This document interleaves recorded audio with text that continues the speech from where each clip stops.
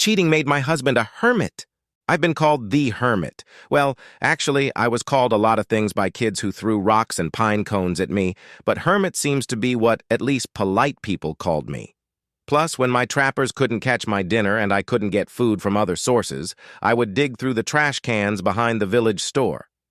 About my third year here, I started finding wrapped packages in the dumpsters addressed simply to the hermit. The food they were throwing out was nicely wrapped, so I didn't have to pull scraps out of the trash. I decided it was for me, which meant I must be a hermit. I started checking it daily and started gaining weight. I live in a cave in the San Gabriel Mountains adjacent to the Angeles National Forest. The rangers have tried to chase me out several times, but my cave is on private land, so they can't evict me. I know the landlords won't either. The land belongs to a trust, and the trustees never look in here. I've been here for over 12 years. I found this cave when I was 37 and moved here 3 years later. It's nice here in the spring and summer and most of the fall. When it rains, it can be hard to find food, but when my pantry is full, I just stay in my cave. I have a system to capture water from rain and snow and a cistern big enough to survive a drought. And there is a natural crevice in the back of my cave where the smoke from the campfire is naturally drawn out. I'm warm in the cave, and the forest outside provides an endless supply of firewood. When I moved here, I brought a rotisserie and grill for cooking, a skillet and a few pots, an axe, hatchet, and a couple good knives. I had a trunk full of clothes and a metal cooler where I could store food safe from scavenger animals. 12 years later, the clothes were worn to holes, the grate warped from years on a hot fire, and the edges of my implements were rough and pitted. I forgot my sharpening stone and sharpened my tools on a granite slab. I shaved off my hair and beard when they got too long. I knew that in my tattered clothes and wild hair I presented a frightening sight to the tourists and hikers who came across my path. I tried my best to avoid contact by staying on private land whenever possible, but I still had to go out to get grocery bags at the village store. That's what got me killed. I headed to the store as soon as the moon rose, and it was light enough to navigate the trail. As I was crossing the highway, a car came around the bend and ran me off the road. I woke up in the hospital where I saw a doctor in a white coat looking at my old wallet that I still carried with me. She looked at the wallet and then turned her blue eyes to me. "Daddy? Papa?" I blacked out again. I used to be J. Walsh Pickford, Walsh to my friends, Mr. Pickford to everyone else. I owned 65% of Pickford Enterprises, a multi-billion-dollar holding company. I controlled many businesses in various industries and owned real estate in 37 states. I was on the Forbes list, at the very bottom of the list, around 1650, which is where most people stop looking. I was self-made. With the $20 million my father gave me, I had created an empire before I was even 25 years old. After I met and married Priscilla Maycomb, I thought I had everything. A business empire, admiring employees, and a great wife. I thought I had it all until Sylvia was born. From the moment I first held her in my arms, Silly became my life. I spent every spare minute with my little beauty. I never missed a dance recital, a soccer game, or a father-daughter dance. On weekends, we went camping, biking, taking her friends to Magic Mountain, Disneyland, or the beach. I thought we had a happy family. Silly me and Priscilla. But of course I wouldn't be a hermit if that were true. Between work and my little Silly, I hadn't noticed that my wife had more and more commitments that distracted her from our weekend outings. Perhaps I would have remained in blissful ignorance had it not been for Silly's bicycle accident. It's a sordid old story that I'm sure you're all familiar with. Suddenly you come home early in the morning and find your clothes scattered around the house, your wife with her feet up. Of course, it was all a mistake, an isolated incident that will never happen again. Blah, blah, blah. I had tried to build a relationship for Silly's sake, but the trust was gone, and now many things made me suspicious.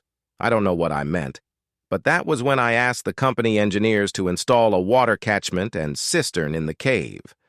They were on land that had belonged to me but had now passed into a new trust that only my lawyers knew about. Of course, this was not a one-time thing, nor did it stop the next time she entertained the two gentlemen.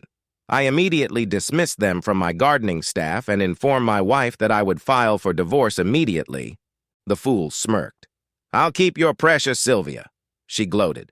"She's not even yours, and I have the DNA test results to prove it." I walked away. I left everything behind. I'd been in town long enough to transfer most of my assets into a trust for Sylvie. I didn't care that she wasn't my child, but I knew my wife would never let me see her if it was her will. But I could give her everything, which I did. I put her in a trust administered by the board of directors of Pickford Enterprises. My lawyers and I had worked out the scheme after I first discovered Priscilla's infidelity, and all I had to do was sign the papers to put it into effect. Then I left. I threw away the tie and used the car to buy the things I needed. I moved them to the cave and returned the car to my lawyer's parking lot in the evening. I signed the pink slip, put it and the keys in an envelope, and slipped it through the mail slot in his door. Then I left. Now, 12 years later, I'm back, sort of. I woke up on a bed with a rail in a room, pleasant but unremarkable, with a cast on my left leg. I was in pain, and I wasn't surprised when the nurse brought a doctor into the room. I rubbed my face and realized someone had trimmed my beard. A quick groping revealed that my hair had been cut as well. Someone had cleaned me up. "Mr. Pickford?" the doctor asked. "Do you know who you are?" I sighed. "Yes, I'm J. Walsh Pickford." "I'm Dr. Medford, Dr. Oscar Medford." The doctor exchanged a look with the nurse. "Do you know where you are?" "No, I don't. I'd say a medical facility, but this bed isn't a hospital bed." I took a chance. The doctor leaned closer. "Mr. Pickford, this is Wellingham Medical Center." I leaned back on the pillow and looked up at the ceiling. "The place we used to call Wellingham Psychiatric Center? The Nut House?" "Yes, but we don't use those terms here, Mr. Pickford. We are a therapeutic hospital. Your family is concerned. You disappeared over 10 years ago and apparently have been living in the wilderness ever since. They have nothing to worry about. I left a cheating wife and a daughter who doesn't belong to me. I just got as far away from them as possible. Maybe not in distance, but at least in spirit. I knew I'd have to prove my sanity.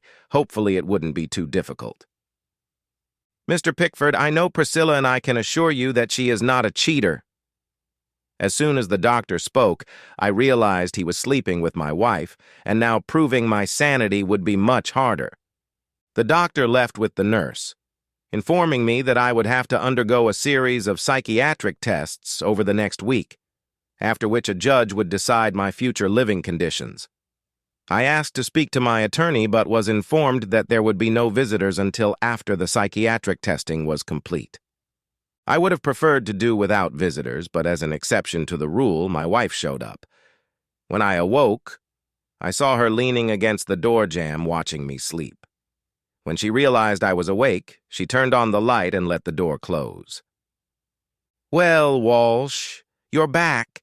Now maybe you can clean up the mess you left behind." She pulled a chair over to my bed. That cheater was still beautiful. What mess? I thought I left everything in perfect order. I smiled back pleasantly. I saw anger flare up in her eyes. "You know exactly what you did. You've pretty much tied everything to that trust, that stupid trust. I have very little money, and if this trust didn't pay for maintenance and bills, I wouldn't be able to afford a house and servants. Your assholes on the board won't give me anything unless Sylvia asks for it."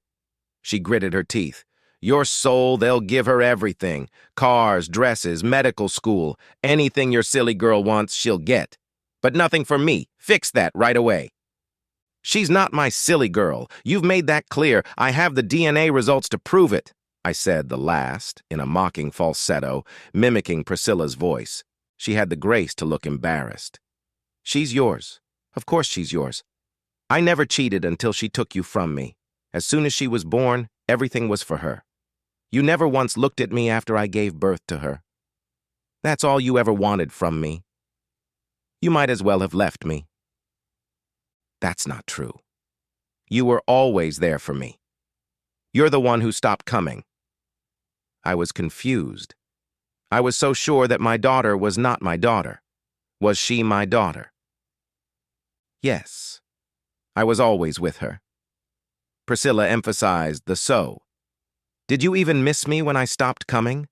Did anything change in your walks? Did you even miss me once? With guilt, I had to admit that she was right. The fact that she wasn't around didn't matter in the slightest. I shook my head and admitted, no, I guess not. It took me a moment to realize it. I did essays with everyone I could. Those two gardeners just happened to be the ones who had the shift that weekend. You should have fired the entire gardening staff. They had to hire extra workers to fulfill my needs every weekend. I lay there thinking that she really was a cheater, but maybe I was somewhat to blame. But Silly was my daughter. I smiled, which seemed to piss my wife off. Why didn't you just divorce me? We didn't have a prenup. You would have been very rich. You could have divorced me and then slept with whoever you wanted. Maybe after all these years, I would finally find out why she cheated. Over the years, I'd imagined every possible scenario from, she never really loved me, just my money, to, is she a sex queen, to just, why wasn't I enough for her? Priscilla threw her head back and looked up at the ceiling, blinking her eyes. It was obvious she was trying not to cry. Because I loved you. You have a strange way of showing it.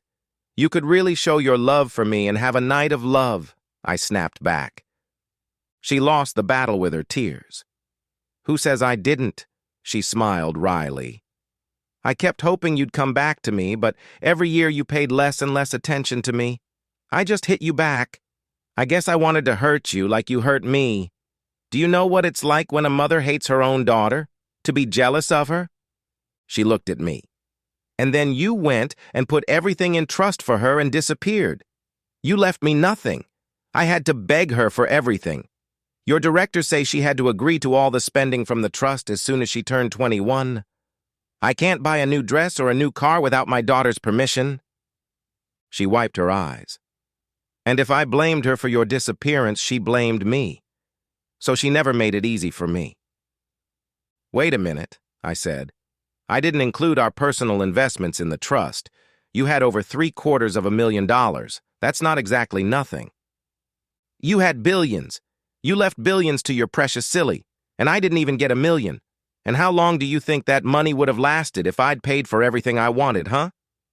She wiped her eyes again. But now that you're back, I can prove you weren't thinking straight when you set up the trust. My lawyer assures me that we'll cancel the whole thing, and I'll administer the trust as your guardian. Guardian? I don't need a guardian. Of course you do, honey. You live in the woods like a savage. Anyone can see you're not all there. Her smile would put a cobra to shame. And with the medication you'll need to correct your mental state, administered to you by Dr. Medford, the court will have no problem declaring you insane. I hope you like the room I'm giving you because you'll never see that door from the outside, even if you live to be 100 years old. Yes, you did love me. It really shows. A chill ran down my spine. Her plan seemed too plausible to fail, and now I was sure she was sleeping with Medford. The cobra smiled again. I loved you, but now I've decided I love your money more. Once the judge rules in my favor, I'll just cut off your precious daughter and she can live on a doctor's salary. Let's see if she likes begging me for money. With those words, my loving wife kissed me, turned off the light, and left me with my misery. Later that night, I was awakened to be given my first dose of medicine. From there on, my memories are sketchy. I later learned that from then on, all I did was mumble to myself and drool. Sylvia was the resident on duty in the emergency room at the Verdugo Hills Hospital at the University of Southern California the night I was hit by the car. She was the one I saw looking at my wallet, the one who asked, "Daddy?" She directed my care and never left my side for the first day of my stay at her hospital. When she finally went home, my wife, who had been alerted to my condition by the authorities as next of kin, came with her attorney and strode over to Dr. Medford. They moved me to this mental institution and closed access to me to everyone, including my daughter. Working with the Pickford directors and their attorneys, she fought for access to me. Dr. Medford insisted in court that any outside attention would be detrimental to my long-term care. The judge sided with the doctor, stating that he was my authorized healthcare provider. Silly girl cried openly as I was wheeled into court, mumbling and drooling. Through her lawyers, she demanded that my blood be tested for drugs. The judge denied it. Later, Silly told me she saw my wife kiss the judge. Was there anyone this woman had not slept with?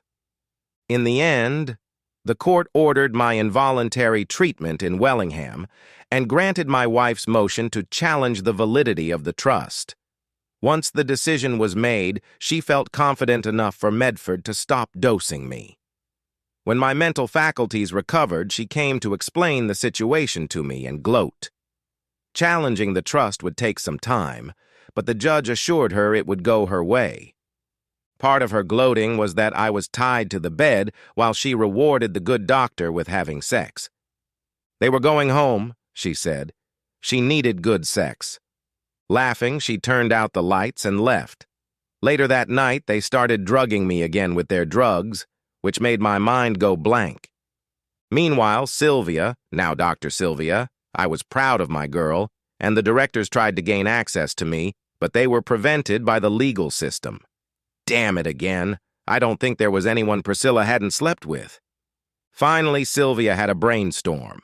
She had the lawyers check into whose care I was in, and upon learning that Wellingham Medical Center was the place, brought her idea to the board of directors. Under the strictest secrecy, paying for speed and confidentiality, Wellingham Medical Center quickly became the pride of the newly formed Pickford Enterprises Medical Group, Dr. Sylvia Pickford, CEO. The first order of business is to fire Dr. Medford and immediately remove him from the building under guard. Second order of business is to bring in competent help in the person of Dr. Otto Kruger, a recognized authority on mental health on the West Coast. The third order is to have my blood drawn. It turned out that I had been fed an illegal cocktail of drugs with no other purpose than to mess with my brain. Shortly thereafter, I was weaned off the drugs again and regained my sanity. An emergency hearing before a female judge. I didn't think my wife's inclinations went in that direction, so we decided that a female judge could be trusted, overturned my commitment order. This also ended the challenge to the trust. Once Dr. Medford was arrested, the whole scheme was revealed by him in exchange for leniency. Although he still lost his medical license, the deal called for him to serve only 5 years in prison and receive a deferment for good behavior. He could have been out in as little as 3 years. Priscilla and her judge were less fortunate. Even with the best behavior, each of them will spend at least 10 years behind bars. When she gets out, I probably won't be able to trust female judges anymore. Sylvia gave me back control of the trust. I didn't want that. Over the last 12 years, I've realized that I don't really want anything, except my Sylvia. I'll always need her. For one case, I did use the trust. I asked everyone who worked at the country store where I received those carefully wrapped food parcels to fly to the best restaurant in Los Angeles County for dinner. I wanted to reward them for the act of kindness they had done for me. I never liked going through the trash. No, the dinner wasn't their reward. The real reward was the $1 million check that Silly handed each of them. The end! Subscribe to my channel. Thank you.